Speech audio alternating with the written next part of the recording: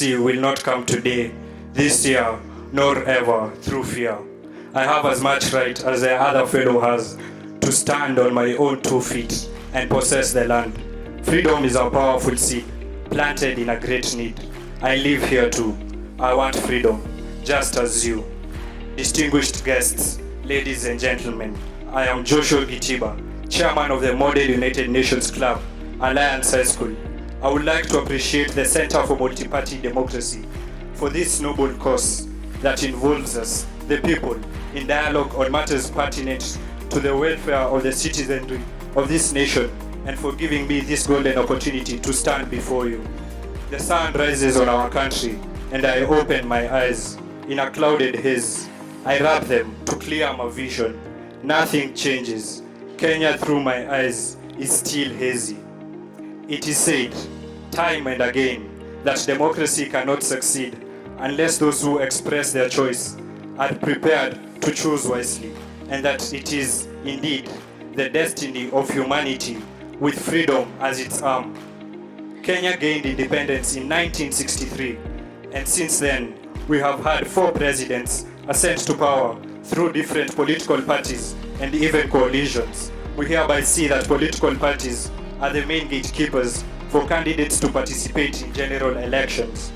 Parties therefore have great influence over the degree of people's political participation at local, regional, and national levels.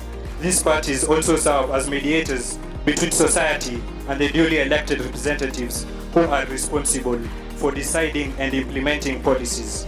Just to illustrate, legislators who are affiliated with a political party seek opinion from the public in the process of formulating public policy.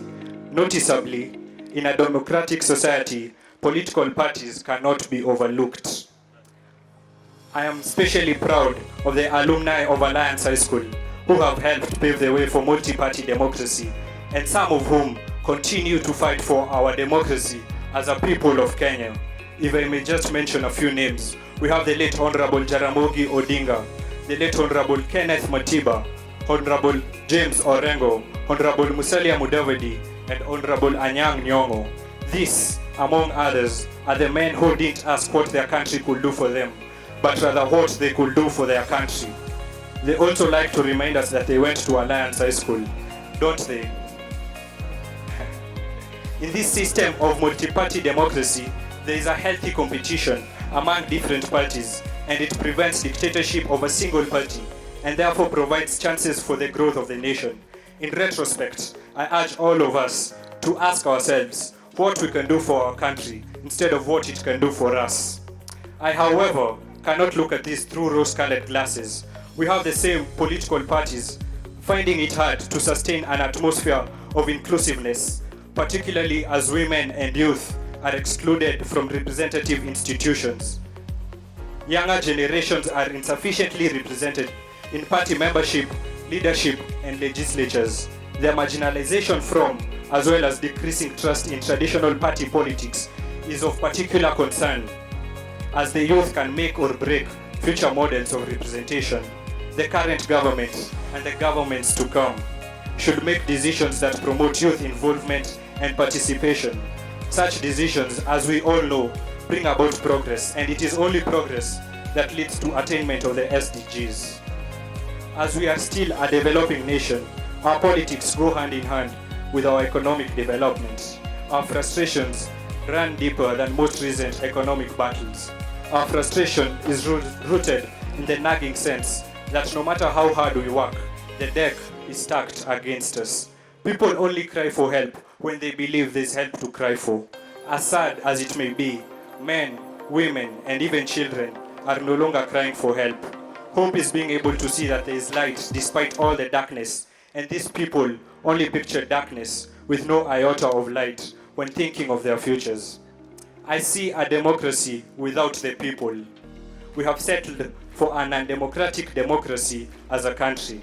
I see injustices that go against the ethos our forefathers handed down to us as they shed blood for our country's independence.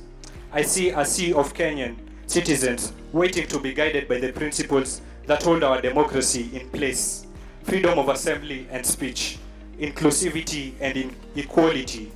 Kenya, through my eyes, is still in its early adolescence of evolution.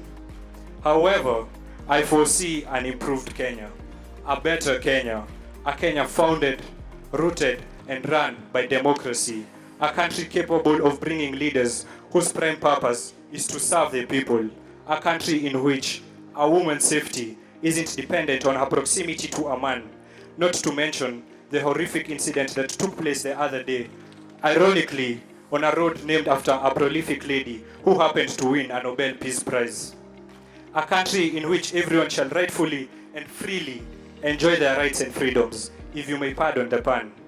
A country guided by the words of Albert Camus, democracy is not the law of the majority, but the protection of the minority.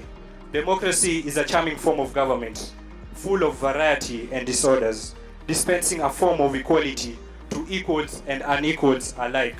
Thus, Kenya, through my eyes, is a nation that believes that the ballot is stronger than the bullet.